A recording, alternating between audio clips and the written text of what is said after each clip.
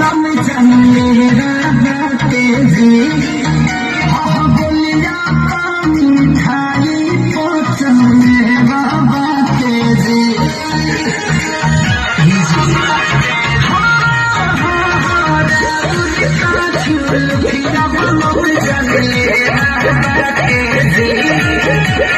बोलिया